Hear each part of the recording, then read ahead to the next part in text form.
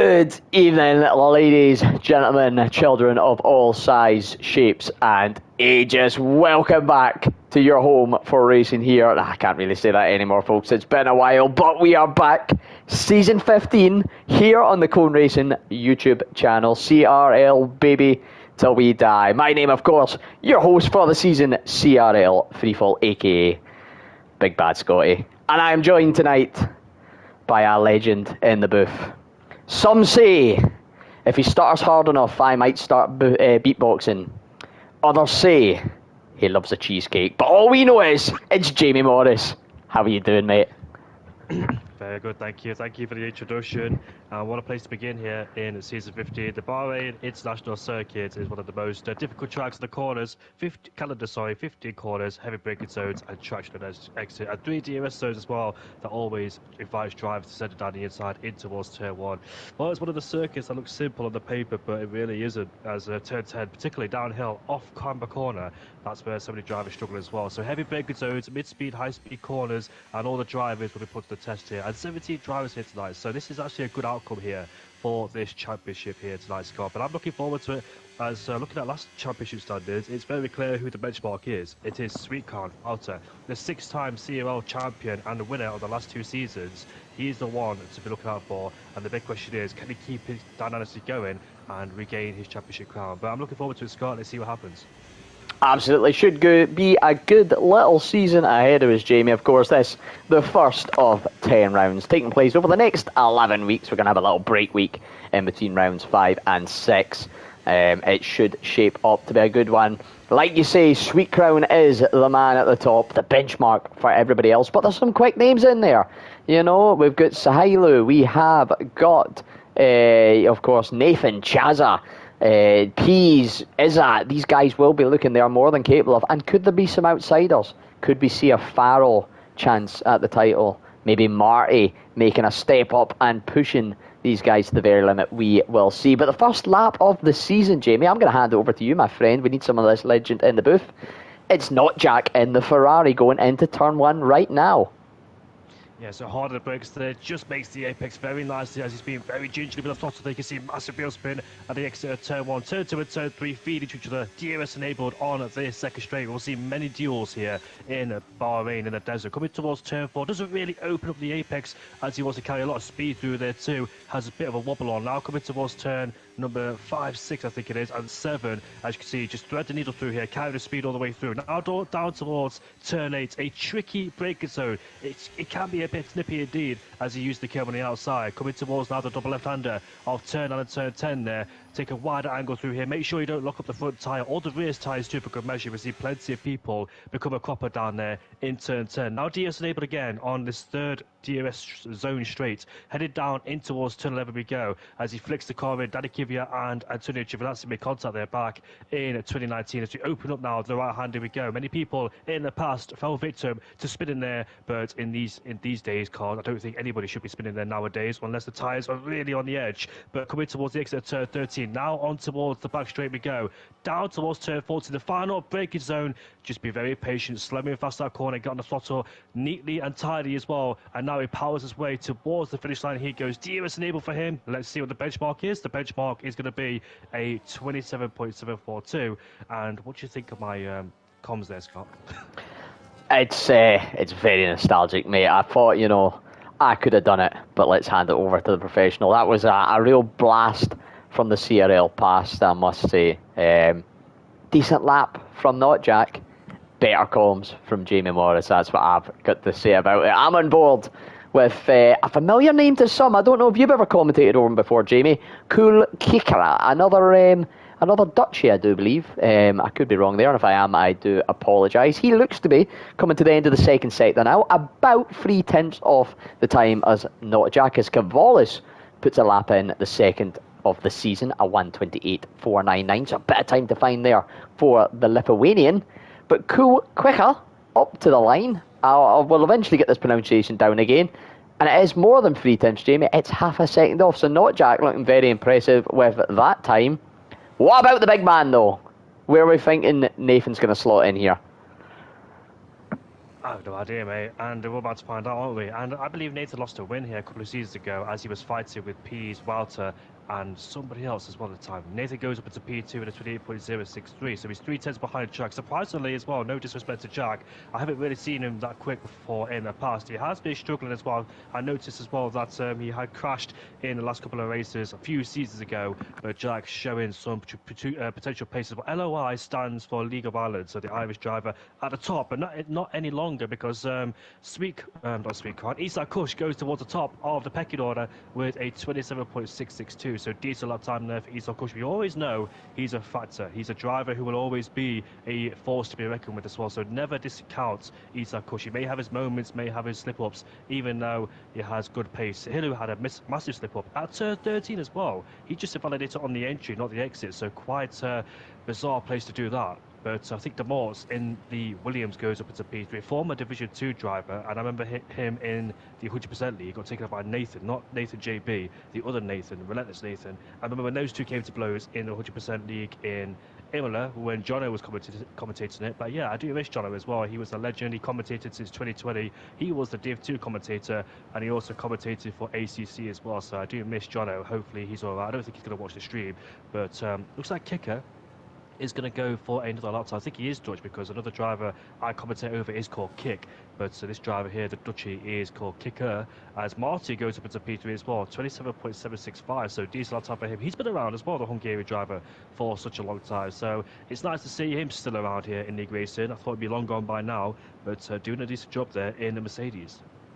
Yeah, it definitely is a kind of it's a mixed bag, this grid. You must admit, you've got your OGs, of course, your Strausses, your Nathans, your Jacobs, those sort of drivers. Then you've got your big names, I suppose you could call them, your Sweet Crowns. Dare I say, I'll put Izzat in there. He might not be big in stature, but he is definitely big in name and knowledge in the community, I would say. Pease as well, a long-standing driver. And then some guys that maybe haven't been here as long, or here, intermediately. Marty, D-Morts, Duncan Rod, these guys have raced on and off over the last few seasons, and it's a bit of a mixed bag, you could say. It's probably going to be a competitive grid. I mean, maybe I'm saying that with a bit of optimism here, Jamie, but I'm hopeful that it's going to be a competitive grid, a competitive season. We'll wait and see. There is, of course, a few drivers missing tonight. Isak Kush is missing his teammate in the silver of Mighty Atom. FRL It's Yurun is also meant to be here. He's currently absent. Aizen, another long-standing name, as Cool Kicker does slightly improve. Nautilus, of course, in the Mercedes with the Norwegian driver. We've seen him in a few outings recently. Has got a bit of pace. Cole Paradox, a legend within the community, missing as well. And they're your full-time drivers. Of course, a few reserves like tonight, Cavalis and Marty stepping in, and Marty proving he can do it. And Farrell, I don't know if you noticed there, proving he has still got it, having a little spin through turns 1 and 2. Some things change, some things stay the same, Jamie. Yeah, possibly as well. But we'll see then how this season transpires. I don't have the stats like I used to because I used to be the guy with the stats with all the information as well. But even though I love information, etc., I don't. All the stats have been missing as well. Not every single result has been posted, so it's quite difficult to keep up progress where drivers used to be. Because I think Speedcon has like over 40 wins now here in CRL. The man on a mission a couple of seasons ago in season 13 and 14, I wasn't there for it, but I still keep up with the history. But I think season 12 belonged to Sahilo when he was the one that dominated it against Phoenix as well. Phoenix was a very strong driver. I think he still is, but he's not around anymore in F1. He's going to ACC. He's still doing go-karts in real life. I'm supposed to meet him and Kyle hopefully next month in March. So let's see how that goes between me.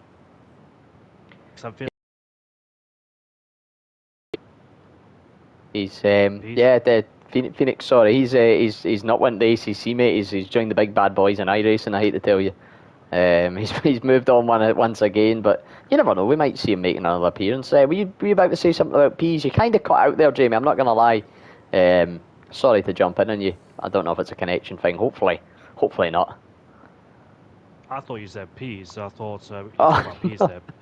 I'm on board with Speed Crown. He's heading through turn number 11 right now, using the wide entry of the curb there. Coming through turn 12, this flat out right-hander. He takes a lot of curb on the entry as you're supposed to do. Now through turn 13. This can be a clumsy corner too. You have to get the nose pointed in as well, trusting the car to get the rotation underneath you. As now we go through the back straight we go. Let's see what Speed Crown could do. His first lap time, the mighty Dutchman and the dark horse in CRL is coming towards the final corner. I've always labelled him as the dark horse. He's always a force to be reckoned with. As here we go towards the line with DRS enabled, and look at that, a 26.944, and he's currently 7/10 quicker than ESAT in P2. What a statement as well. The Dutchman once again displaying his incredible immaculate driving skills for Speedcar there as well. But we'll see elsewhere on the lap time is Demors coming through turn 8. He's 800s up in the first sector. Nathan JB is just in front of him coming through turn 10 as well. He's slightly up as well in the first sector, but has a bit of a wobble on going out of turn 10. Many people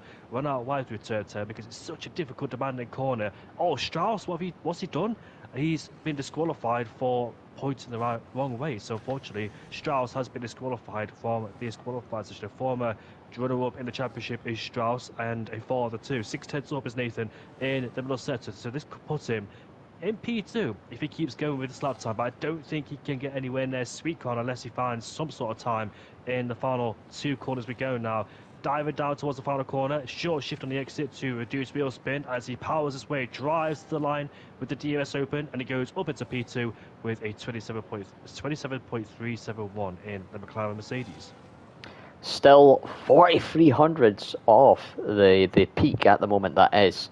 Sweet Crown Sahailu having another invalidation, and on Strauss, Jamie, I think he's just been caught out on turn 11 at some point through that corner, dropping it through that sort of long medium speed, I suppose you would call it, left-hander at the end of the final. Final DRS straight we'll go with. So he is going to start from the back as the Dutchy Daddy. But we'll see what he can do. He's got pace. He has potential, as they say. Chaza, speaking of potential, recently back into the old the racing after a bit of a gap, has showed a bit of pace here and there. I believe he's on pad, isn't he, Jamie? He was at one point, I believe, legless, quite literally. Had no legs because they were both kneecapped. Not in a violent crime way, in playing hockey kind of way. Just to clarify. Oh. And Marty, Chaza, sorry. Marty as well, I believe, just jumped up into P3. And Alpine, I think. That must be Farrell starting a lap. We'll jump on board to him after Chaza gets to the line. How is he going to improve? He does. 28.002 provisional P7. Let's get on board with Farrell quickly though, Jamie. He's made it through turn 2. We've improved from the other Irishman. We've got 2 Irishmen in here, Jamie. A good one and a teacher. Yeah, I think he's a chemistry teacher. I think he is, or a physics teacher, but unfortunately here I can't get the elements right around the circuit as we go down. But then you can see him just missing the lines there as well, so not really hooking it up as his experiments is not going very well so far, as he now makes his way towards turn 9 and turn 10. Let's see how it takes him when he lock up on the entry. I think he's running ABS, but he goes wide through turn 10, and unfortunately for him, he is struggling around here in Bahrain. I'm not surprised either. Bahrain is a tricky circuit. I do like it to a certain extent, but the tyre wear is so high due to the abrasive circuit, due to the obviously being a desert and the high temperatures around here too. Even though it's a night race, it's still humid and hot around here in Bahrain. A 7.4 in the middle sector. It became a night race back in 2014, and what a race that was between Lewis Hamilton and Nico Rosberg. The Mercedes duo went into battle after Hamilton and Rosberg fighting all the way through the race. A late safety car came out due to Esteban Gutierrez and passed them out.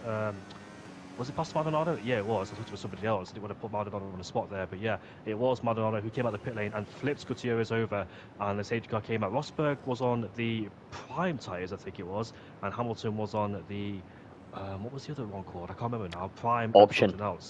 Option types. It was the other way around, sorry. Rosberg was on the option, Hamilton was on the primes. But unfortunately for Rosberg, he could not beat Hamilton, even though he's on the better tyre at the time. But it's still a great duo, and I think Sergio Perez finished in P3 as well after being dropped by McLaren the year before.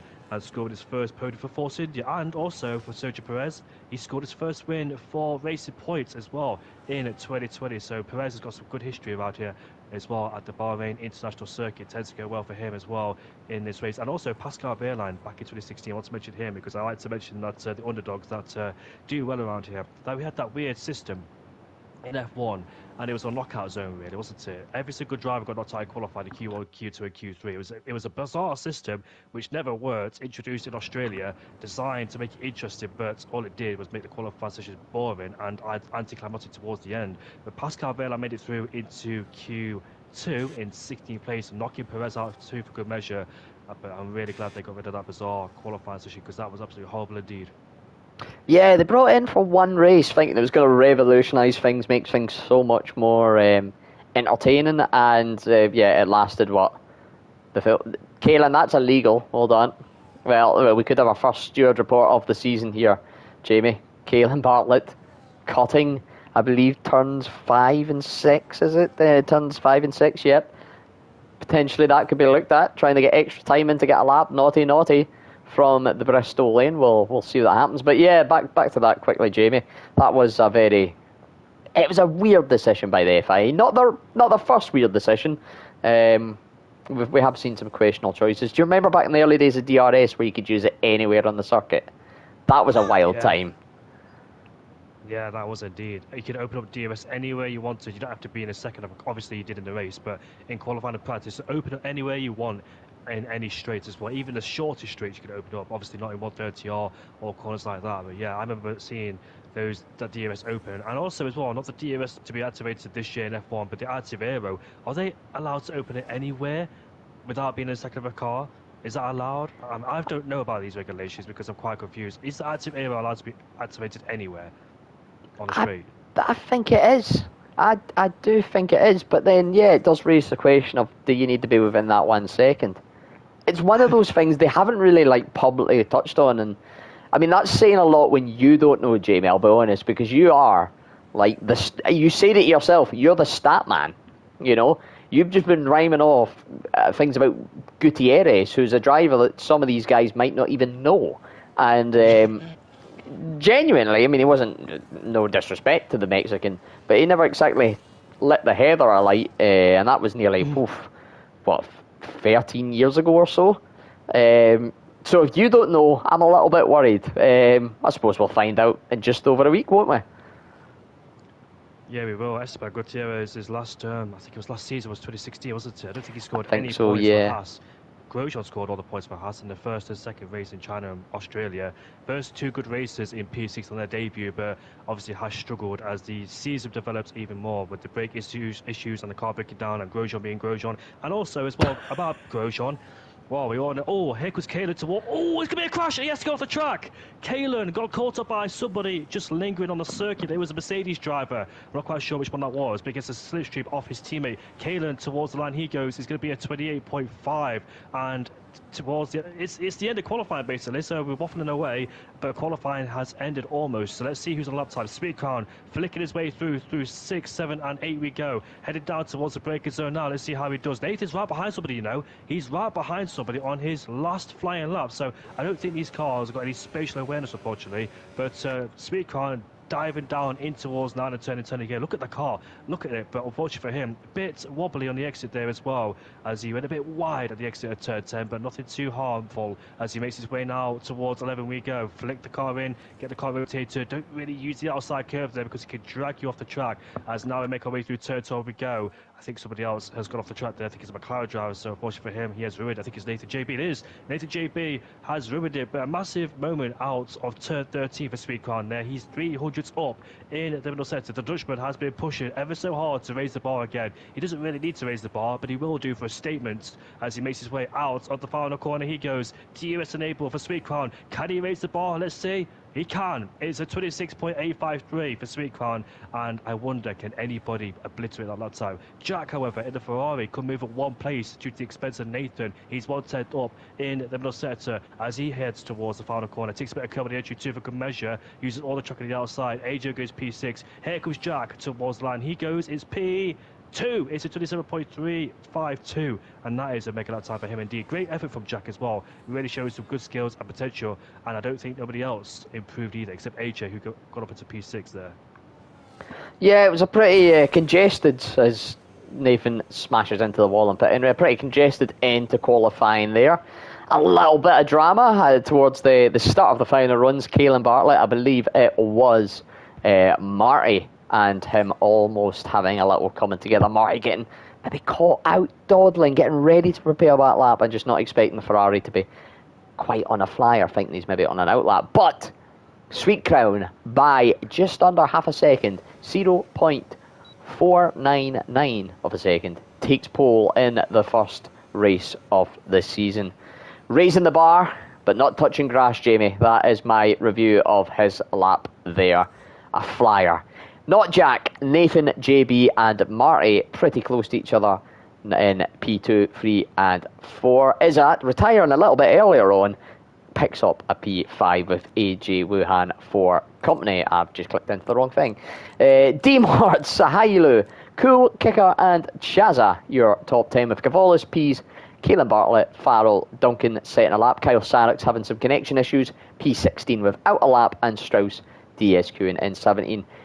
A strange one, I must admit. I'm a little bit surprised. We didn't see much from him in quality there, Jamie, but P's all the way down in, I believe, P13, 14. That feels a little bit out of position. I agree, but I know he's good at one thing though, is recovery drives. I've seen it plenty of times before in ALR, he goes from the back towards the front, so I think he's capable of doing that, especially around here in Bahrain when you can overtake around here, around this track as well with 3 DRS zones. But back to Gutierrez, he did score points, and my apologies, it was 2013, the Japanese Grand Prix, Hulkenberg and Gutierrez finished 6th and 7th because I think Sauber had a late season resurgence. I remember Hulkenberg scoring P3 in the Monza qualifying, but didn't finish on the podium. I think he finished inside the top 6. But back towards Grosjean as well here around in Bahrain. 2020, the Bahrain International Circuit, I can't remember which one it was because we had 2 Bahrain. Obviously, it was the longer layout. So, because I think Enzo Fittipaldi replaced him, or Pietro Fittipaldi replaced him, sorry, in the second race in Bahrain. But Grosjean's fireball crash in 2020 was absolutely horrific, and I don't know how he survived as well because the impact he suffered there was horrendous as well. A massive impact at high speed in the barriers, and somehow he spent about 36 or 26 seconds in the fire, got himself out, and he was called the Phoenix as well for good measure. But yeah, Grosjean unfortunately suffered with that crash and didn't return to F1 after that. I think he did return back in Abu Dhabi. I think Pietro Fittipaldi took over, and that was the end of Romain Grosjean's career. 9 podiums, I think, in F1, but never a win. He was close to a win, wasn't he, back at the 2013 Japanese Grand Prix, but I think he pitted a few laps earlier, and I think Vettel got a jump on him as well, and Mark Webber pitted too, as Webber wasn't happy with the strategy that day. But yeah, Grosjean was a decent driver at times, but he was known as the bottle sometimes, like Maldonado. It was so frustrating because they both had potential, Grosjean and Maldonado, and they just kept crashing all the time. It was so furious to watch as well, and he could have scored more points for Haas as well. 2018 for Haas, they could have got up to P4 if it wasn't for Grosjean bottled it, because he didn't score for about 7 or 8 races in 2018. I think he scored at the Austrian Grand Prix in P4, P5 with Magnussen as well into the top 5. But it took Grosjean a long time to score points. Australia wasn't his fault, obviously, because the wheels came off. Same with Kevin Magnussen too. But yeah, remember Grosjean's career, 9 podiums. He's a decent driver at times, but he crashed a lot, didn't he? Yeah, he had a little bit of a reputation at times, shall we say. A little bit argy-bargy, as some people would say, but definitely potential. And a few drivers on the grid with that similar looking potential. Formation lap here tonight then, Jamie. Of course, it's going to be a 29 lap race. This is lap 0. This is all about getting the car prepped and ready. I feel as if we went in very quick here, but maybe it has just been a while. So, mediums, the choice for the majority of the field, except for not Jack in P2, D-Morts in P7, Farrell and Duncanrod 14th and 15th respectively. They are choosing to start on the white stripe hard compound. It's going to run a little bit longer into this race. It's going to be a little bit slower to begin with at least, but the alternative strategy, the tyre offset, having those softer in the medium. It sounds a little bit contradictory, but they are, of course, softer than the hard towards the end of the race, if they're going for a one-stop, of course. Less fuel in the car, it's going to be lighter, they're going to be warmed up, they're going to be in the zone, ready to push. It could pay off. We'll see how it all develops here. Of course, Jamie, you're a bit more up to date with the strategies on this year's game. I'm a little bit out of the loop with things. Am I still right in saying this can sometimes be a two-stop strategy here? Yeah, you are right. It can be sometimes a two-stop strategy. I think the one-stop is preferred because with a two-stop, you just lose too much significant time. You get held back in the traffic as well. So I think it's leaning more to a one-stop if you're really, really sufficient with tyre saving. But some people could be forced into a two-stop strategy if they can't make that happen as well. And for Jack's strategy on the hardcore pound ties, elongates his first in all the way through. He's definitely going to do a one-stop strategy. But the question is the hardcore pound ties towards the end. Sometimes the hards to mediums on this game hasn't worked at all because the mid-core pound ties don't make the distance they do.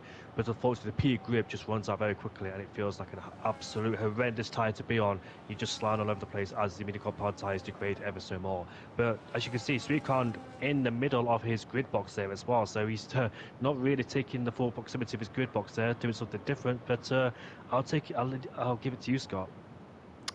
Thank you very much, mate. 17 cars on this grid. We are waiting for we are waiting for Kyle Sarix to get pointed in the right direction and into his grid box. A little bit of acrobatics at the back though. But all cars are in place. Final prep is done. Season 15 is about to get underway. Who will take the title? Who will take the first race? It's 5 red lights in Bahrain. Lights out, and away they go, down towards turn 1 then. Sweet Crown getting a decent start. Nathan looking to have an attack from P3 on P2 of Not Jack, maybe getting a better run with those those slightly softer compound. Chaos in the background though, Jamie. We'll touch on that in a second. At least 4 cars off, but the front pack, for the most part, getting through pretty clean. Izzat is up into P4 provisionally. He's trying to hang it around the outside of Marty in the Mercedes. 10-second penalties everywhere, and I believe a virtual safety car has been deployed. 10-second penalties all round. Some start, Jamie. I'll be honest with you, mate. I didn't catch any of what happened to the back. I just saw a lot of cars off on the road there. So I kept an eye on Jack and Nathan. I expected Nathan to fully to go around the outside, have the better grip on the minicar powered tyres. But fair dues to Jack, his robust defence kept Nathan at bay. Plus he squeezed him off the track there as well, almost off the track as well. Jack not giving Nathan an inch, unfortunately, as the Dutchman or kicker, and somebody's lost the outplay. It was a Mercedes driver. It was Marty who hit the back of Isa Kush, and unfortunately for him, he has broken his wing as well. So not paying attention to the VSC race start or paying attention to the brakes there as well. So unfortunately, damage at this stage of the Grand Prix, and also damage is not going to do any favours at all, especially on the front downforce there as well, as you lose points of downforce, especially at corners like this as well. Both Red Bull drivers swapping places. Strauss has fallen down the order too. He got the squad. He's lost his wing. He has lost his whole wing, has Strauss there. No wonder he's suffering and fallen down like a stone. But as you can see, the driver's desperate to get past him as well. I have no idea. A lot of drivers in this race have suffered with front wing damage, but Nathan is right at the back of Jack then on the hardcore powered tyres. Unfortunately for Nathan, he hasn't dispatched him just yet. He should have done that on the first lap, but here he is on the back of the Ferrari driver. The Ferrari goes defensive there, but Nathan JP should have the edge, and the McLaren driver puts himself up into P2 ahead of Jack. The question is now, can he catch Sweet Crown, or has the damage been done already by fighting Jack in the early stages and not getting past him? So he's in P2, the DRS has been enabled. Can he catch up towards Sweet Crown? In the background, somebody spun. It's Chihuahua. Unfortunately for him, he was spun in P13. Yeah, Nathan got that 1.7 gap now to try and pull down towards Sweet Crown. A lot of pitters on the first lap here. Strauss, Chaza, Duncan Road and Marty, I believe. A lot of that is either serve the 10 seconds, get it out of the way. Although saying that, Pease has still stayed out of his 10 seconds. I believe it was Duncan and Strauss both picking up a 10 seconds for contact, and that is probably where Strauss's wing has went amiss. A little bit of contact, a little bit sleeping on the restart. Somebody who hasn't been sleeping though, Kyle Sarix, I believe is up quite a few positions, if I can get the right. Oh, it's taken a while to get back here, Jamie. I can't find the right button. There we go. Kyle Sarix up 6 positions, the biggest earner so far. Sahailu Chihuahua gets past Farrell up into P12. So, yeah, a controversial, entertaining start we could see. Nathan, though, that gap has went from 1.7 to 2.36 tenths this lap. And I mean, is it 2.7 seconds? Wow, that is a huge gap with a 131 flat that Sweet Crown is pulling out, and this is not going to make Nathan's life any easier. Izzat making the double move, not Jack making the move. Nathan dropping from P2 down to P4. And, well, you've got to say, Jamie, at this early stage, it's Sweet Crown's race to lose. But the battle for the podium goes all the way down to P5 with AJ, Nathan, not Jack, and Izzat. This will be one to watch as the race develops. Kyle Sarax on the charge, as is Kaelin and Cavolis having a little scrap. Little four-way battle going down at the back here. Relentless P's getting in the mix, and it's been chaotic, Jamie, but... And maybe, it's 3 laps in, let's not get ahead of ourselves. We've seen moves, we've seen overtakes, we've seen battles. Promising. Has been promising indeed, but I'm not surprised that Speaker has pulled away. The 6-time champion on his way, if he does win the season, to a 7-time champion. That is absolutely an incredible achievement if he can become a 7-time champion here in this league as well. We haven't really got the stats of his wins anymore like I used to, but the last time I checked it was like over about 40, so Sweetcon there really showing his caliber of a driver he is, and talented as he is as well. But I've not really seen him elsewhere in any other league races because I've not come across him at all, so I didn't even know that he was still league racing this game. I know he plays other games as well, but Jack on the hardcore power tyres there in P3, which is holding on there. He's doing a really good job so far, but unfortunately for those guys, they've detached themselves from this DRS train, and that was the consequences those guys paid as well, because scrapping in turn 1 and turn 2 and turn 3, that enabled Sweetcon to get the launch and pull away out of the DRS range of the guys behind as well. So that's what's cost him, as Kicker is in the pit lane at the end of this lap. The Dutchman trundling down the pit lane. Is that front wing damage there for the Williams driver? We'll see as the Williams crew get prepared. Bit the drive-through. Yeah, drive-through for the VSC. Wow, then, so a drive-through penalty there for Kicker, but to Cavolis as well, in P10, your former teammate, unfortunately has front wing damage too. And when I see Cavolis, I don't know, because like he's a really strong midfield driver at times. He's put in some good work, and the main thing I remember from Cavolis as well is that back at the Singapore Grand Prix when he caused you a bit of a headache. Yeah, teammates and that, meant to work together, not stay out in harder tyres and blocked our the slightly faster, more progressive teammate at the time. But I would say in Cavolis, since those events, his pace, from what I've seen, has continued to improve.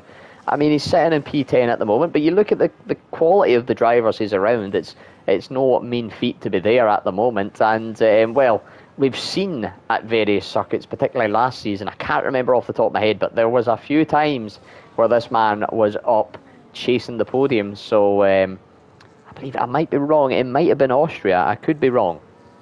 But Cavolis, one of those little surprise packages that, I mean, I don't want to be disrespectful. I don't think we're ever going to, not Jack, sorry to just swing abruptly, has had a little bit of a spin on the exit of turn 15, that little right kink, Jamie, losing the car. I don't know if he's went into the wall or if he's kept it. That front wing looks to be in one piece, but those hards will have taken a little bit more wear, and more importantly for his race, he's lost quite a bit of time, now down to P6, 1.8 off Demorts, and about 5 seconds off the pack that he once was in. Nathan also starting to lose touch with Izzat here. He is running away from Nathan and Jacob to take a comfortable P2 at present. But once again, I think we're going to mention Sweet Crown at the start of a lot of races and then just come back to him in like 30 laps time, Jamie, this season. It's looking that way tonight, mate. Indeed he is, but Sweet Crown, who's been around the league for such a long time, for about season 6 or 7, I can't remember exactly when he entered the league, but every time he has entered the lead, he's always been a force to be reckoned with as well. A clean, consistent driver. He had his moments as well, I think, back in season 11 or 12. He just couldn't get it together, and Sweet Crown was really off the pace, but every time he's off the pace, somehow, one season later, he just comes back and obliterates everything as well. I remember when Jeroen Visser was champion, he lost it to Jeroen Visser, he lost it to Aurelien. Back in F1 2022, he wasn't quite quick back on that game. He did struggle quite a lot in 2022, so that's when we saw the downfall of him. But he came back stronger in 2023, and seems to be doing really well in 2025 as well, on the 2025 game, I must say, as we're still on this game. So Sweet Crown, all the way through the generations or eras of different games, is still rapid as hell as well. As he's cautious as well in P2. The gap is 4.1 seconds as P overtakes Kyle. He goes up into P7. Does the Brit driver ahead of another British driver, but P goes a bit deep in towards turn 1 without allowing Kyle to get the runners. AJ overtakes his brother. They go side by side. AJ up the inside there, but Nathan tries to do the under and over. Does he get the exit he needs? Remember, Sebastian Vettel spun there back in 2019 when he tried to do the switchback on Lewis Hamilton, but Nathan seems to be whitewashing wide as well. You can see the understeer he's encountered. Maybe the thermal degradation is not helping Nathan at all. Maybe his midi-compound tyres are starting to degrade, or probably start to overheat quite significantly too, and his tyre pressure may not be right because he's lost loads of time as well. AJ has came out of nowhere. He started down in P6 and now up into P3, so I didn't expect AJ to get a podium around here at the Bahrain Grand Prix, but it seems like Nathan JB is struggling so far. But not just far behind us is Demors in P5. He's got Jack behind him. The gap is 1.7 seconds there between Demors and Jack. Jack is trying to recover from a spin. His great pace, unfortunately, ruined by his inconsistency, but there's still a long way to go in this race. We've got 23 laps left to go in this race, so a long way to go. It's barely even started. Safety cars could be well, this track is, I don't expect safety cars to come out, especially at the highest level of this division, because the only times you'll see safety cars when like people like start to mess around, hit each other, put each other on the wall. But ideally, you don't really expect safety cars to come out here, given the runoff areas like Qatar as well as Silverstone. But when drivers start to come to contact with each other, when they start to lose their heads, that's when we see the safety cars come out as well. We had one VSC already in this race, but it should be smooth from here on in. I don't expect many drivers to put it in the wall as well around here. But Nathan JB still on the gearbox of his own team brother in P3 as Pease picks up a 3-second penalty as he's under massive pressure from Kyle, as Chihuahua has pitted, and unfortunately for Chihuahua, he hasn't changed his wing. Some people keep forgetting to put it on yes, because when you put it on auto, it doesn't change your wing. Even if, well, you need substantial damage for it to be able to change your wing, but unfortunately for him, he's going to have to suffer with a broken end plate once again. Yeah, it's. I was wondering, was that just a pure strategy call? I didn't actually see the missing end plate until it was too late. But and we've had a, speaking of too late, we're too late to catch Strauss into the wall, but having a, well, not into the wall, having a bit of a spin on the final corner on those softs. Yeah, he is into the wall, front wing damage. Chihuahua fall into that. I mean, it's a shame that issue still persists in this game, even after all this time. And it's annoying. He'll be kicking himself in that kill. He'll be cool kicking himself in that car, you could say, who's currently down in P12. Had to get that little joke in at some point this season. Might as well do it early doors. Closest on-track battle then, Jamie, is Nathan and AJ. Of course, brothers in real life, not teammates in this season. Mercedes and McLaren for those two, respectfully. But Nathan, going to the inside at turn 1. He has got Strauss exiting the pits. I don't think Strauss is going to get much involved or entangled. Nah. He's a bit too experienced to put his car in a silly place there. Of course, he would have ghosted anyway, but can still be that visual issue for some drivers. So we'll wait and see. Gaps starting to form. There is a few battles, like we say. Nathan and Jacob, Cavalis and Kaelin have been close for a few laps. I don't know if any moves been shaped up there or if it's just been sort of hanging on. But D-Mart's slowly taking a little bit of time out of the two in front of them. We'll see if those hard tyres, around about this stage start to become the better tyre. They should be getting towards that stage, Jamie, I would imagine. Going to be a bit more life to them. A bit less thermal degradation, you could say. They're not going to overheat quite as much. So we'll see if D-Mart's Not Jack can pull themselves up, particularly now that they are in DRS of each other. That could be a little bit of a bonus compared to what the cars in front, that nullifies that advantage they'll have with the slipstream and DRS effects. So lap 8 of 29, we've seen a few pit stops here and there, but they've all been for, they've not been tactical changes. They've been I've got a broken wing, I need to sort this out changes. So I'm expecting medium runners within the next 4 laps, I would say, Jamie. Am I right in saying that? About lap 11 to 13 generally off the mediums, and that gives you a 16 to 17 lap stint towards the end. So we'll see when they pull the trigger, and then we'll see how that flips with the 2 hard runners. So again, slowly but surely taking time. AJ not quite close enough to make a move into turn 1 this time. And does a little bit loose in the exit there, Jamie. Yeah, exactly. Just in the turn air there, you can see the mini compound tyres are starting to come to the end of their peak performance too. So you got to be very wary of when you apply the throttle. You can see he's sliding. Nathan JB slided too through turn 4. So both brothers are struggling there on the mini compound tyres. Maybe they're thinking about a pit stop to try and negate some of that pain on the mini compound tyres. But Demorse should be catching up.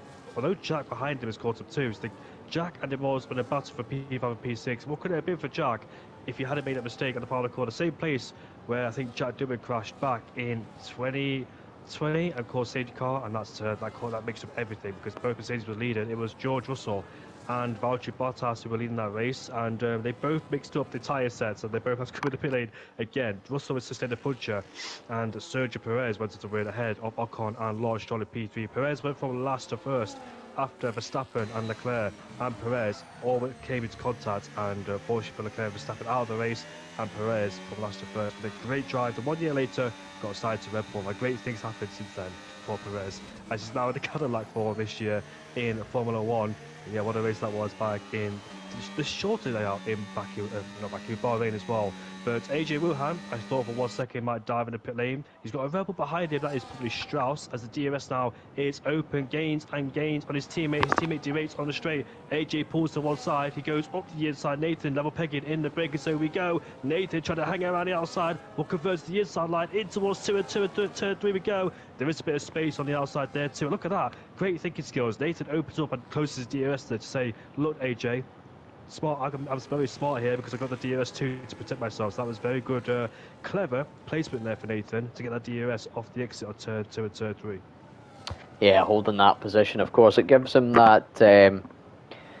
Well, I suppose they're not teammates. It's not going to give the pit advantage, but it also, gives just gives him that track position advantage in the event of any kind of safety car or anything like that. Cavalis into the pits after getting a 3-second time penalty for track limits. He's down in 14th now, on to another set of mediums, I believe that is. So that looks to be a commitment to the 2-stop.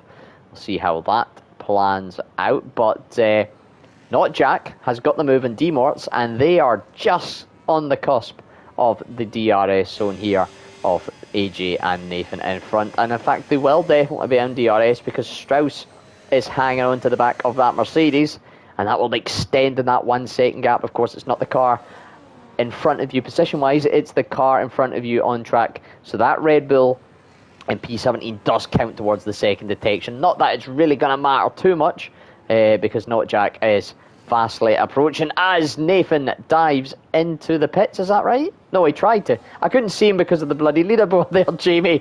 I thought he dived in. He had not. Not Jack has surpassed Strauss on track and goes for a bit of a move down the inside. Slight bit of contact, left, right to left, right, rear, right to front, left. But look at the speed difference out of turn 3, I believe it is. Not Jack past the Mercedes of AJ Wuhan, although AJ fighting back on the inside is going to hang it in there, but not long enough as they enter turn 5.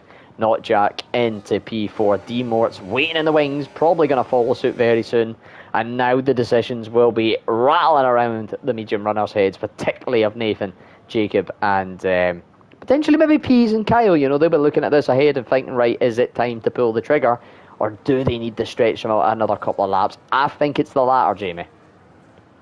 Indeed it is. It is the latter indeed there to try and make the hardcore pad tyres go towards the end of the race. Just try to elongate the first stint and keep extending as much as you can without having to do a 2-stop towards the end of the race. The mini-car pad tyres will be on an absolute knife edge at this particular part of the race too. So drivers will be struggling. It's all about survival now on these mini-car pad tyres before they dive into the end of the pit lane. AJ Wuhan was smart to back out, I think, at turn 6 and 7 there, because AJ Wuhan would have spun the car out. I think the same happened between Mick Schumacher and Esteban Ocon back in 2022 when Schumacher spun around. Sweet Crown and Isaac Kush are in the pit lane to get rid of the mini compound tyres, whilst Jack is still going obviously on the hard compound tyres. I think AJ's pitted too.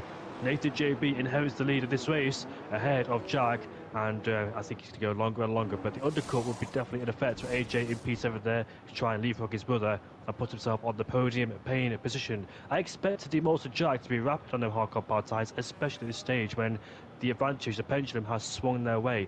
But they haven't really seized that advantage so far in this race. Sweet Crown rejoins in P5 behind his old nemesis of Peas. We've seen these two have great battles in the past, but they're both completely in different races, as Peas is on the old Minicord power tyres and Sweet Crown on the newer hardcore power tyres in P5. Remember, I think it's season 10 or 11, when Peas, Sweet Crown and Isak Kush were all fighting first, second, third place. Nathan JB, I think, was the one pitted early. He did the undercut against those three, and those three caught him up. I think Peas went on to win the Grand Prix. It was a great battle. I remember that clear as day as well, between Peas, Sweet Crown, Nathan and Isak Kush for good measure, as Sweet Crown locks up going in towards turn number 10. But I think Nathan JB is... No, he's not. I thought he pitted there, but he lost the place towards Jack, and Jack has gone up to first place in turn 11, I think it is. So, yeah, turn 11. So nice move there from Jack. He puts himself in the lead of the Grand Prix, the net lead of the Grand Prix, while Nathan continues to suffer on the Minicord power tyres. So it's time to come to the pit lane for Nathan, because he just lose too much time there, and AJ Wuhan will get a massive undercut advantage, and maybe Marty will get ahead too, but Marty is on the old hardcore power tyres. So let's see if Nathan JB will pit this lap. He does. Kavonis overtakes Kalen. Nathan JB double looks up in the pit lane, slows the car down. It's so easy to inherit a 10-second penalty as Pease has sped in the pit lane. I was about to say, it's so easy to get a penalty in this. Oh, he's retired. Oh dear. Yeah, an unfortunate one for Pease. It is easy to speed into the pit lane, but I mean, anything could happen. Bit disappointing to see him retiring. Well, we'll not say any more on that issue. Sweet Crown and Izzat, though, coming out of the pits after their stops, they got nice clean air. Jacob got about 2 seconds of clean air, and now, for the last kind of 40 odd seconds, shall we say, has been stuck behind the Alpine of Farrell. He needs to clear him, and clear him fast, because Nathan is right behind, and Farrell on the old tyres getting a bit loose on the old goose. Nearly spins it up, nearly takes out Jacob. Jacob reacting, but losing another bit of time, and this is just going to slow them up and up and up, and that is a big bit of success if your name's not Jack and Demorts. They want this Alpine to fight hard, to defend hard, and to slow them up. Jacob going around the outside of turn 10, and just the newer tyres, the superior grip, gets the move done. Will have DRS, of course, because the detection is on entry into turn 9, in fact, and needs to pull away quick here. If he can drop Farrell, or maybe does he want to do that? Maybe does he want to hold Farrell in between himself and Nathan as a bit of a rolling roadblock? We'll wait and see. Nathan, a little bit of a lock-up there, almost makes contact. It looks like he will be desperate to get a move done quick, because Jacob is very fast to approach and breaking that DRS. Although saying that, Farrell's now going to have the DRS back on AJ, despite a poor exit from the corner, and we'll see how this all shapes up. Is Farrell going to be able to hold the position with the assist of that DRS? Nathan either running a lower downforce setup or using more of that ERS deployment, gets alongside, gets to the inside, in fact, almost touches the rear of his brother. The two podium contenders now through that little bit of traffic. But how much has that held them up in the long run compared to not maybe Sweet Crown and Izzat, Jamie? How much is that going to affect them with not Jack and Demorts? They should be in the pits sometime in the next handful of laps. We'll wait and see with that, but that could be a crucial bit for their race. Farrell doing his bit for them. Yeah, Owen holding up Nathan JB and AJ Wuhan as well, so I don't think those two will be absolutely happy knowing that their race is probably with Demors and Jack in first and second place. They know that those two are going to switch over to the Minicord power tyres. They'll be rapid towards the end, so that's what Nathan and AJ need to consider whilst fighting each other for the currently net P5 in this race.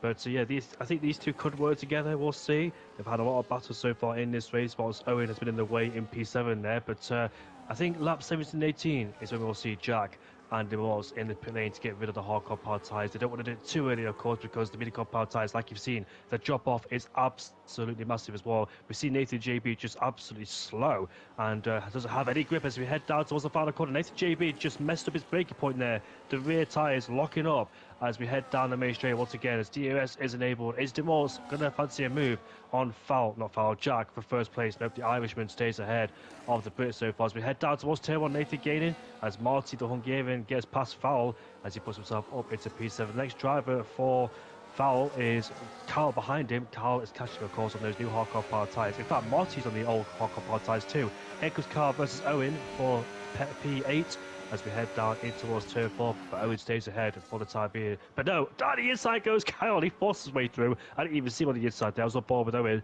but Kyle there just wants to get past him quickly and doesn't want to waste any time behind the Irish driver at all. But DeMors has lost the DRS towards the Irishman in first place as Pease has left the session. What a shame for the former winner here at the Bahrain Grand Prix after sustaining a 10-second time penalty, which has absolutely retro rates. It is a brutal consequence. It's a punishment, sorry, in any single race, because it used to be a 5-second time penalty, but it's even more punishing now. So you really can't afford to speed in the pit lane anymore because they've put a massive dent. If you speed car, you can, but anybody else you can't. Kyle goes off the track there, understeers wide too, as the front compound tyres just whitewash away underneath the Aston Martin as he follows the back of Marty's on the old hard compound tyres. So you should be able to dispatch it quickly. Nathan JB flirting with the channel limits and unfortunately has flew too close to the sun. Oh my goodness me! I was about to start beatboxing. Got a 3-second time penalty. Sorry, Jamie. Yeah, Nathan there choosing to dance on the other side of the white line, and Kyle Sarax choosing to dance down the inside of Marty along the start-finish straight. This has been a great run by Kyle, it must be said, up into P7 at the moment, and only a couple of seconds off Nathan, who of course does have that 3-second time penalty, so this would be a net P6 at present for Kyle. A pretty good race run considering he wasn't really here for qualifying. We'll see how that hangs out in the long run. Pease, like you say, yeah, I think he got a 10-second penalty early doors from a turn 1 collision. Served that 10 seconds. Must have been contact under the initial BSC, I think. Answers in a postcard with that. We'll confirm that at some point, maybe. But yeah, getting the double done, like you say, that speed in the pit lane is absolutely crippling nowadays. Speaking of crippling, could be crippling for Sweet Crown's race if there's too much of a hold-up or any shenanigans. He has caught the back of D-Marts and Not Jack and will indeed have DRS. Not Jack and D-Marts both staying out, like you predicted, for at least another lap, probably another 2. So can Sweet Crown get the move done quick, and can he get it done clean? Because as much as I don't think it's going to matter too much, and well, that was quick and that was clean on D-Marts into turn 1, he won't want to lose any time. He's built that buffer. He wants to keep it just in case. And speaking of a buffer, Jamie, I've just noticed it. 11.4 seconds of the gap from Izzat to AJ Wuhan. Not Jack and D-Marts could be coming out pretty close to those pair. Of course, they're going to come out in the mediums. They're going to wear a bit harder. They're going to, deteriorate quicker. They're going to be a bit trickier on that little knife edge like you've talked about, but for at least a few laps, particularly because they're softer compound, they're a newer tyre, and they're a little bit easier to get warmed up. They will have some rapid speed compared to these 5, 6, 7 lap old hards. We'll see how that all turns out. Sweet Crown then turning out in force up into P1 once again. His nearest rival about 8 seconds behind, give or take, really. It's been a dominating performance so far. Nathan just hanging on to the back of AJ, but we're really in this nice little lull state, waiting for the rest of the cars to pit. And one of them that has got the pit, well, we've heard of the trolley train, Jamie. It's the Farrell Ferry. Yeah, let's go for the Farrell Ferry. That's got a little Irish twang to it as well. Cavalis gets past Kaelin there side by side, stuck behind that rolling roadblock that is the Irishman at the moment. But Kaelin hanging in there. Lap 18 of 29 has begun, Jamie. Feel like this race is flying past. Yeah, despite not much action, it's still going quite rapidly at a rate knots as well. And surprisingly, Jack and Demors are still not in the pit lane, so they're taking the hard compound tyres a mighty long way in this race. And the gap between Isak, Kush and AJ is like 12. I think the gap between AJ and Demors is like 1, 2, 3, 4, 5, 17, 18 seconds. That's still a good deficit to have, because I think Jack can bring the gap down as soon as he puts the mini compound tyres. So I think Jack's in a really good spot, despite his blunder a couple of laps ago. I can't remember when it was, lap 5, 6, when he spun out on the final corner. And he's managed to claw it back somehow, because AJ Wuhan and Nathan are struggling as well in P5 and P6. Despite being on the better hard compound tyres, they don't really seem to be gaining much on Demorts. Well, Jackie at least in P2, but Demorts, yes, because Demorts is struggling. Credit to Demorts, it's more a really consistent pace in P3. He has got the ghost behind him of Strauss. As we see these two go side by side, Kalen gets ahead of Fowl. Next target is Chad. Oh, he almost spun the car there. Chaz makes contact, and here comes the Red Bull driver. Cavola is taking 2 for 1 down there. Aggressive move down the inside, but Fowl loses traction there, and you can see him just sliding all over the place as he drops into P12 now. As we see Danny Kvyat back in 2020, yeah, 2020, when it was Lance Stroll and Danny Kvyat. I think Stroll got tipped upside down, whilst no, Kvyat got tipped upside down. No, it was Stroll, I think it was, because one race later, Stroll went on to take a podium with Perez winning the race. So yeah, it was that moment in turn number 8 there. But Marty has picked up a penalty. But yes, those two are finally in the pit lane. Jack and Demorts on the mini compound tyres, and now they'll be chasing down their victims, AJ Wuhan and Nathan JB and Kyle Scout 2 in P7, because Kyle Scout is not too far behind there in the Aston Martin. So let's see where those two come out right now. It's going to be behind them in P6 and 7 for Jack and Demorts. Marty's behind us, but he won't be a threat as we head down towards turn 1. So the chase is on. Can Jack claim a podium after what happened a few laps ago when he spun out and potentially lost the podium chance? But he's not too far behind, you know. 1.2 behind Kyle, and Kyle's 2.2 behind Nathan, and now Nathan's about 9/10 away from his brothers. So Jack's in striking distance. He's got 10 laps to close the gap down and overtake, and if he does get a podium here tonight, it'll be an absolute achievable podium here, because he's done such a great job. A resurgent drive after his mistake early on in the race. Hasn't looked back since then. Put the mistakes to bed, and we'll see if he can rectify it and claim a podium. We'll see what he can do, Jamie. He's got the balance, using those mediums and also making sure they get to the end. About 11 laps he's got to take them, which we've seen drivers do, but we also seen drivers start to suffer that little bit. Yellow flags in Sector 1, I believe. Is that Sahailu that has stopped? It must be. It looks to be an Aston Martin. We'll just quickly flip through.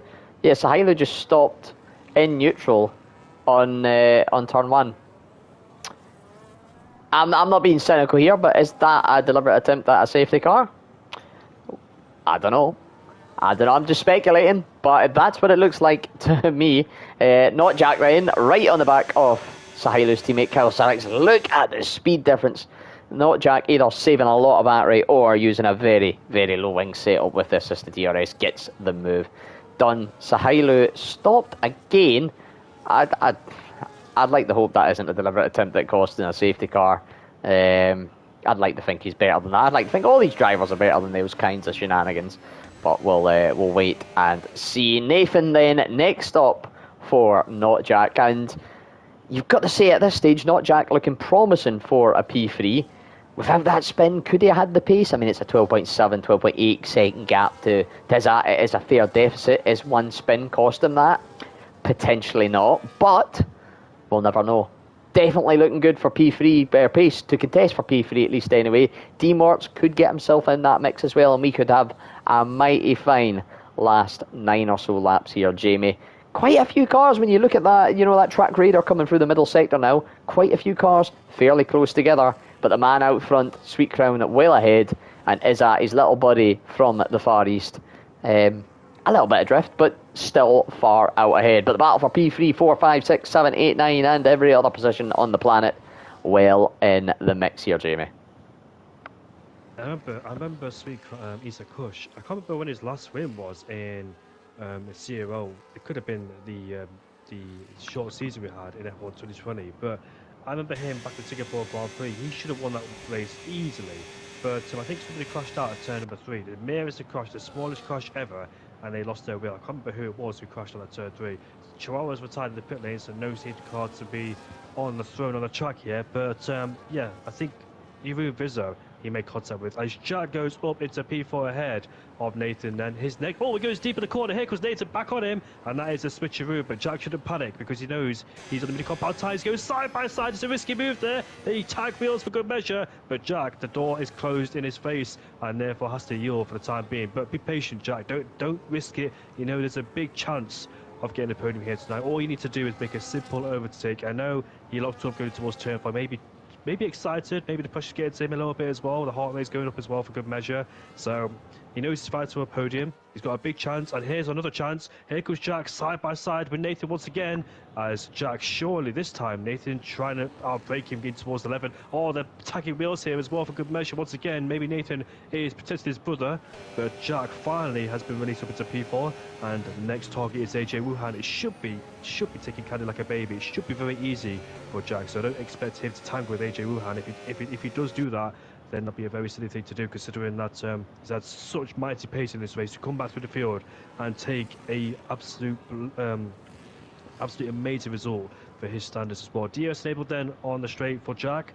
We'll see if he uses this DRS to get closer down towards turn 1, try and set himself out of turn 2 and turn 3 and make a move into towards 4. So use this DRS zone to get closer and closer. All he needs to think about is the exit at turn 1. He's got the tyre grip and the advantage as he gets on the throttle right now, and the DRS should be enabled on this straight. What will AJ do against him? Will he weave? He might do, but here comes Jack with the DRS. This time goes around the outside, and we'll see if he can make it stick. He should have the grip and the advantage around the outside. AJ's there on the outside too for good measure, but Jack should squeeze ahead. He does, and Jack takes away P3, and what a comeback drive for the Ferrari driver up into P3. And that's something I didn't expect in this race, but other people have struggled in this race, whereas Jack hasn't. He just made one slip up, but that one slip up has been put to bed. His wrongs has turned into rights and rectified his mistakes too for good measure. So well done to Jack up into P3, and he should be okay from here on in. I don't think AJ and Nathan have any response, but look at Demors too. Demors is still doing P6. He could be on for P4 as well, and let's see if Demors can make his way through the field and try and get a great result, which is P4. Yeah, he'll be looking ahead, and he'll be seeing the Irishman in the Ferrari and think, I'm on the same tyres, I've got the similar pace, why can't I go do that? And that's exactly what he's going to be trying to do here. Jacob and Nathan, they're being a bit smart with it, they're fighting it, they're making this as hard as they could for not Jack, because they need him to burn battery and tyres and everything, because ideally they want to stay within that 1 second DRS. If they could hold on or stay within a reasonable striking distance until the mediums start to fail and the hards are the better tyre again, then that could be their chance to pounce. Nathan, of course, is now going to pounce on his brother, gets the move done into turn 1, has that 3 second time penalty lingering over, which at present would see him drop down all the way to P7. So yeah, must do better. And speaking of doing better, AJ Wuhan trying to go around the outside and do better than his brother. I'm thinking a little bit of contact there, but nothing too untoward. And D-Morts slavering over the back of them like a dog looking for its dinner is waiting to pounce. Did you like that one? I haven't really hit a wild comparison yet tonight, but there we go. That was the first one of the season. Has a little look for a brief second, Jamie, down the inside into turn 10, but now with the DRS, I don't know if he'll get Nathan, because Nathan's got the DRS, but this could be an almighty coming together of cars, shall we say, on track. All three about to be sharing a very tight bit of circuit, as Nathan struggling on those hards, it could be said. D-Mort's going to line up the move. I think we'll see some action into turn 1, Jamie. I think D-Morse for him as well on the mini compound tyres. He can't afford to hang around the back of Nathan JP for too long, because of course the mini compound tyres could drop off massively, so he should make the moves very, very soon if he can. Of course, he comes towards the final corner. Jack was able to do it very quickly. Jack has pulled away like a steer train, as here we go on the main straight once again with the DRS wide open. Nathan overtakes his brother, trying to protect himself, but he gives his brother a bit of a shove as well. Here goes D-Morts on the Mercedes driver, switches the normal racing line, level pegging in the breakers, there we go. And D-Morts surely has the edge and advantage over AJ Wuhan. A bit of contact too, tyre to tyre. But D-Morts is up into P5, and next up is Nathan JB, so he should be easy pickings there. D-Morts should be able to dispose Nathan quickly now, as Nathan is vulnerable, does not have the DRS at the back of anybody, and D-Morts is on course for a great result. The hard to beat strategy hasn't been too shabby, in this race. It's actually been quite decent so far, as I expected it to be bad, the medium to hard strategy, or hard to beat strategy, sorry, but LOL, not LOL, League of Ireland, not Jack, and I didn't mean to say LOL, I was supposed to say Jack, but not Jack and Demorse have made this work on the mini compound tyres. They've done such a great job so far, but Demorse still needs to do the hard work of dispatching Nathan and pulling away from Indeed. There's 5 laps left to go in this race. We'll see where Demorse can strike. we'll see.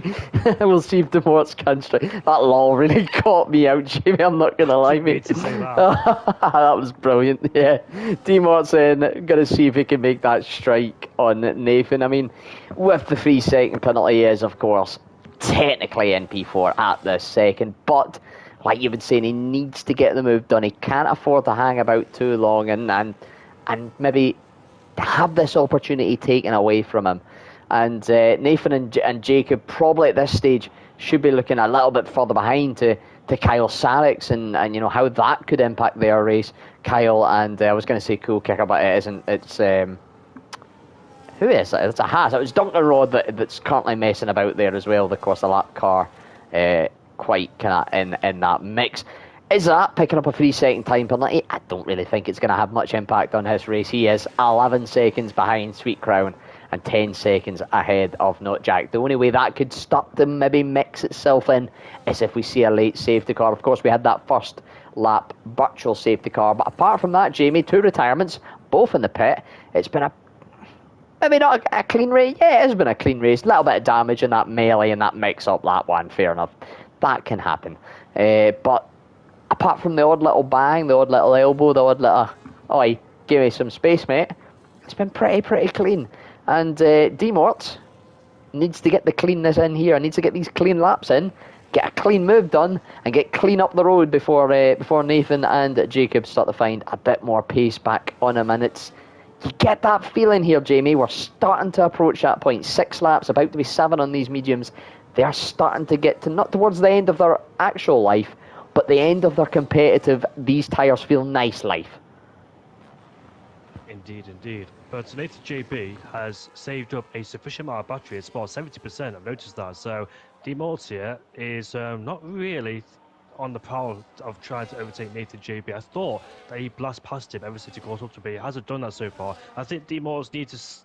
I think he just needs to manage his ERS really, being methodical, meticulous and calculated, and try and get Nathan JB on the battery, because you clearly see Nathan's ERS management has been sufficient. Here we go, out of turn 3, what a launch. Nathan JB trying to squeeze him to the right hand side, but Demorts has the inside line going in towards turn 4. We get this contact between the two, and Demorts may come off worse off that, and Nathan JB has remained in P4. Demorts should have got this move done very quickly in the last lap or two, but unfortunately I don't think he's timing his moves to perfection here, and it's cost him dearly too. You can see Jack is pulled away from the road as well. I'm surprised Kyle Scarrett in P7 is not catching up, because these guys are tussling so hard in this race that Kyle Scarrett is losing time actually. The gap is 2.4, it was like 1.6 at one point as well. So Kyle Scarrett in P7 running a lonely race down there, so is Cool Kicker and Chazzo and Marty as well for good measure. Kalen and Farrell in P12. Farrell is on the back of Kalen for P11 as well, so watch out for that battle. Those two can get very space indeed. Kyle, the former Kalen, the former F3 or Division 3 or Tier 3 champion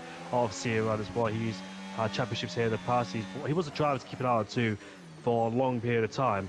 Currently running the PC so far. He went to the Netherlands not long ago, I think about a week ago, and he went to a carnival as well. So hopefully he had a good time there at the carnival, because it's a Dutch tradition this time of year as well. But here we go on the main straight. Demorts in the DRS once again, but once again his battery management hasn't been sustainable for his race at all. He's struggling with battery. He needs to save up, but could it be too late, too little? Headed down towards turn 1 now, but does he get the exit he needs out of turn 1, turn 2 and turn 3? No, he doesn't. He slides really, massive field spin, and AJ Wuhan is all over the back of his gearbox now. Here he comes down towards turn 4, more battery than the Williams, pulls to the inside line. Does he break later? No, but AJ is slipping down the inside there, because Demorts goes a bit wide in the exit. You can see him struggling in the mini compound tyres too. Now they go wheel to wheel in blocking horns, going in towards turn 6 and turn 7. AJ has the outside line for the next corner. Demorts bolts it back down the inside. There's contact between the two there as well, and I wonder who will come off worse. It's Demorts. So Demorts here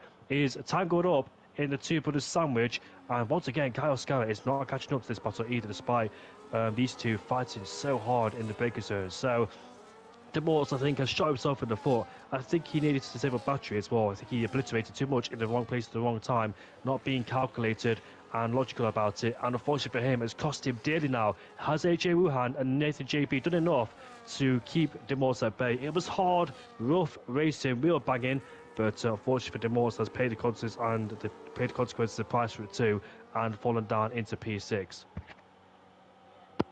Losing a bit of time there and the position, D-Mods. I think that is the thing is, you know, his rear of that car has been lighting up like a Dutch carnival, showing he's been derating under 10% for practically the last 4 or 5 laps at least. Maybe just needing to save up and maybe just sacrifice a position temporarily to AJ Wuhan, charge up the battery and the slipstream and the double DRS as such, or the double slipstream and the DRS I should say, and then make the attack on the two once he's got maybe that 60, 70, 80% charge. Of course, we're in here in the commentary booth, we're not in the car, so, you know, maybe easier said when you're in hindsight and such, but I think he's done enough, unless Nathan's, of course, got a removable track limits from being pushed off, an incident that's not his fault, which could be the case, we don't know. I'd say he's done enough at the moment to get P5, but he'll be desperate for that P4 that could come from getting past AJ Wuhan. Marty seems to have had a little bit of a slip-up coming through turn number 3, and I wonder, is there a move on the cusp for D-Morts anytime within the next lap and a half, because that is all that is left for these drivers, even less if your name is Sweet Crown. We're coming across the line now and starts the final lap of this Grand Prix. 11.3 seconds clear, 14.3 seconds clear when you count on is its 3-second time penalty. Not Jack in a comfortable P3 at the moment. All eyes on this battle because, well, you mentioned him briefly, he hasn't gotten himself in the mix. Kyle Sarix has arrived. He is on the rear of D-Morts. And yeah, it's took him long enough, but, you know, better late than never. He's got 1 lap if he wants to make a move. He will get Nathan on the penalty, as will D-Morts, as will AJ. But it's all up for battle here. AJ now looking to get around Nathan, knowing he's got that 3-second, maybe using the McLaren as a bit of a buffer between D-Morts and Co behind, so that if there is any attack, it's going to be a Nathan and not Jacob, and not cost him that position. We'll see how this pans out over the course of this lap. Jamie Sweet Crown, half a lap to go. We'll see him cross the line, but all eyes on this battle for now, mate.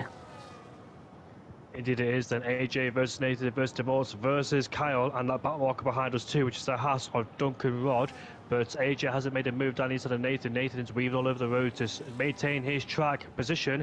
What's going to happen in these final couple of corners as we head down in towards the double left-hander with a final dose of DRS? But I'll hand it over to you because our race winner is making his way towards the final corner.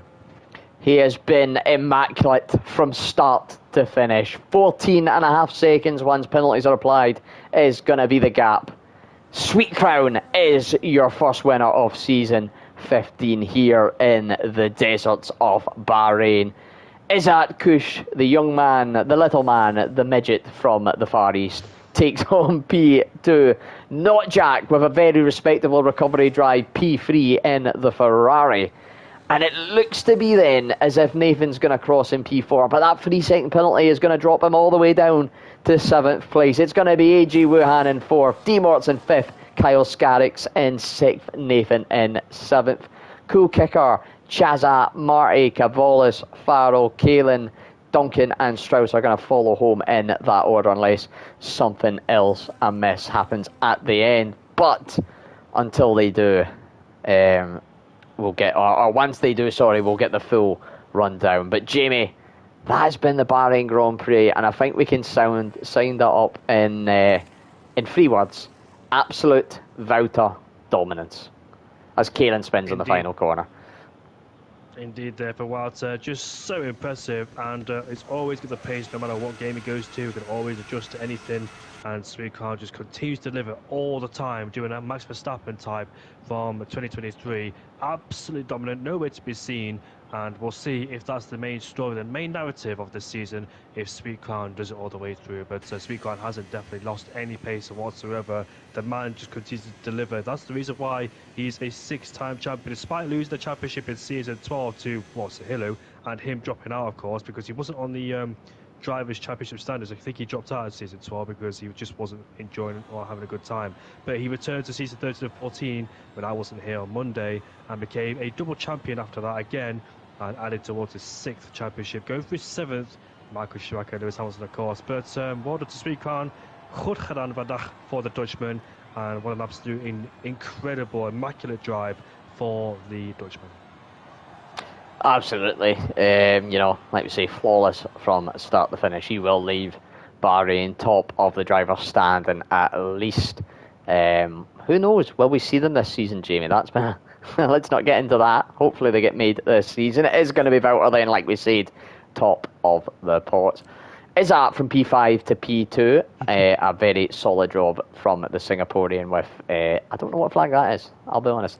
Not Jack, P3, fastest lap of the race of 30.6, sees him get, I believe, a bonus point. AJ, Demorts, Kyle Scarricks, Nathan, Cool, Kikala, Chaza, Marty, Faro Cavolas, Kaelan Bartlett, Duncan Rod, and Strauss. Your finishers with Sahailu and P's both DNF. And I just like the reference back to the chat. We have been reading your comments. We've just chose to ignore yous, Daniel and Rotation.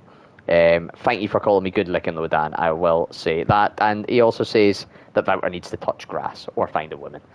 I agree with that, Jamie. But if you're all good, mate, I'll hand it over to you just to any last passing comments before we head off for the night. It's been a good race to open the season.